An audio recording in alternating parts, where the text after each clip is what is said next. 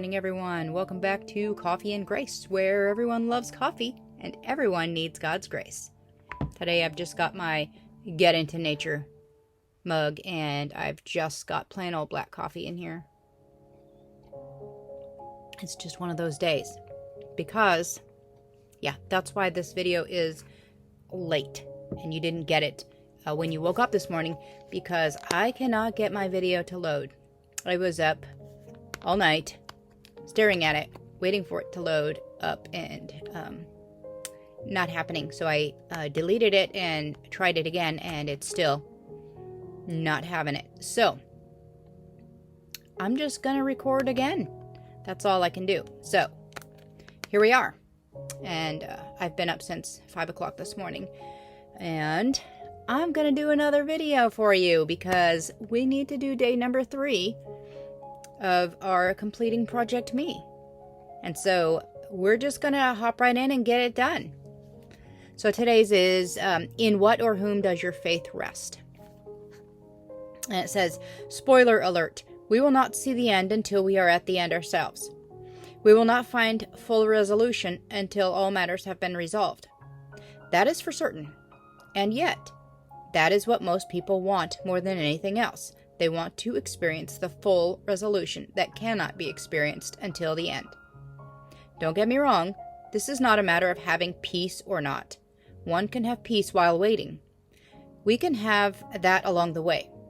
God provides peace even when the end is far away and turmoil surrounds us. I am not speaking of contentment. Like Paul, we can learn to be content regardless of the circumstance. Peace passes the test of authenticity when it's maintained in the midst of difficulty.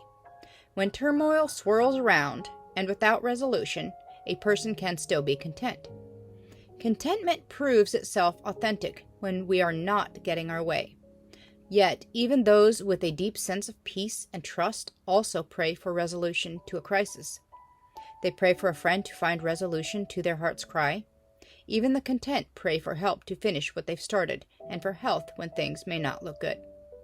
However, many people, without knowing it, hold on to their faith in God only as long as they see God clearly coming through for them.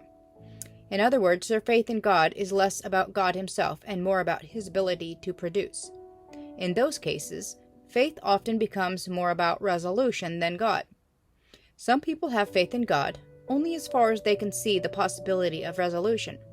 For them, faith gives way to doubt, and they start wondering if God is really listening, really cares, or even exists, if results are not forthcoming. Is there faith in God alone, or faith in God that's contingent upon the results he produces?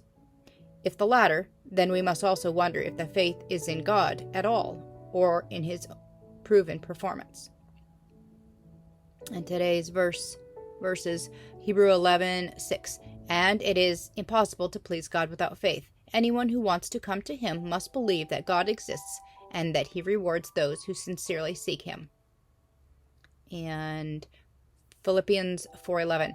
Not that I was ever in need, for I have learned how to be content with whatever I have. So, today, in what or whom does your faith rest? And like it said, peace passes the test of authenticity when it's maintained in the midst of difficulty. So when you have difficult times, can you still be at peace? And where does your peace come from? Can you still be content even when you're not getting your way? So when things turn bad, do we rely on God? And do we trust God that whatever happens, whatever the outcome, that it's the right thing, even if it's not what we want, or even if we can see absolutely no sense in it whatsoever in what happens? Do we still trust that God is there and he's still in control and he still is doing what's best for us? I can see how people can think that he's not listening, or that he doesn't even exist when bad things happen, when their loved ones pass away, when their children have cancer. When really bad things happen, it's easy to think that God's not hearing our prayers and that maybe he doesn't even exist. But I firmly believe, and it's taken, my full life getting here. I fully believe that those things that look terrible to us are not terrible to God. Things need to happen in our lives to get us to a certain point. And he is making us day by day into who we are and who he intended us to be. And life happens. And when people pass away, that's not the end for them. That's just the beginning of something new and something different.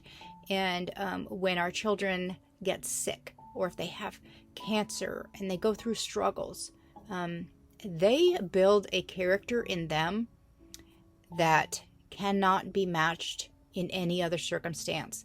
And it builds something in you that others that don't have sick children or that ever go through that, they will never gain what you gain by going through that. And not to say that everyone should wish that happens to them, but you have something special in you when you go through something like that.